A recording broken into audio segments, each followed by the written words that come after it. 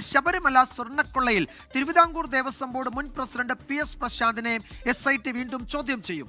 ചോദ്യം ചെയ്യലിന് ഹാജരാക്കാൻ പ്രശാന്തിനോട് അന്വേഷണ സംഘം ആവശ്യപ്പെട്ടു. അതേസമയം ദ്വാരപാലക കേസിൽ കൂടി തന്ത്രി കണ്ഠരര് രാജീവരുടെ അറസ്റ്റ് രേഖപ്പെടുത്തും. കേസിൽ ഇന്നലെ അറസ്റ്റിലായ ദേവസ്വം ബോർഡ് മുൻ അംഗം KP ശങ്കരദാസിനെ ഇന്ന് റിമാൻഡ് ചെയ്യും. അതിനിടെ ആടിയ നെയ് ക്രമക്കേടിൽ ഹൈക്കോടതി നിർദ്ദേശപ്രകാരം വിജിലൻസ് കേസെടുത്തു.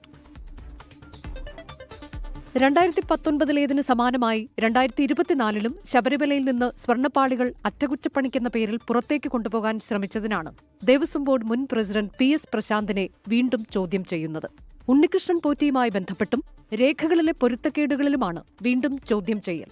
ചോദ്യം ചെയ്യലിനായി വൈകാതെ ഹാജരാകണമെന്ന് പ്രശാന്തിനെ പ്രത്യേക അന്വേഷണ സംഘം അറിയിച്ചു. ഇന്നലെയാണ് SIT പ്രശാന്തിനെ ബന്ധപ്പെട്ടത്. ഇതിനിടെ ദ്വാരപാലക ശില്പക്കേസിലും തന്ത്രി കണ്ഠരര് രാജീവരുടെ അറസ്റ്റ് രേഖപ്പെടുത്തും. നേരത്തെ കട്ടിളപ്പാളി കേസിലായിരുന്നു തന്ത്രിയുടെ അറസ്റ്റ്. ജയിലിലെത്തി തന്ത്രിയുടെ അറസ്റ്റ് രേഖപ്പെടുത്തും. ഇന്നലെ അറസ്റ്റിലായ തിരുവിതാംകൂർ ദേവസ്വം ബോർഡ് മുൻ അംഗം KP ശങ്കരദാസിനെ ഇന്ന് റിമാൻഡ് ചെയ്യും. ആശുപത്രിയിലെത്തിയാകും കൊല്ലം വിജിലൻസ് കോടതി ജഡ്ജി റിമാൻഡ് നടപടി പൂർത്തിയാക്കുക.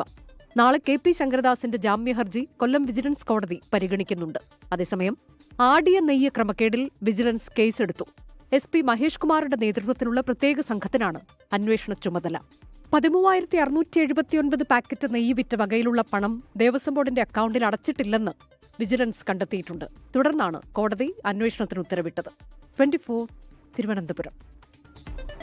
ലോകത്തെവിടെയായാലും ഏത് സമയത്തും 24 വാർത്തകളും ഓഗ്മെന്റഡ് റിയാലിറ്റി പാക്കേജുകളും എക്സ്പ്ലെയിനറുകളും വിശദമായി കാണാൻ ഞങ്ങളുടെ YouTube ചാനൽ നിങ്ങൾക്ക് സബ്സ്ക്രൈബ് ചെയ്യാം.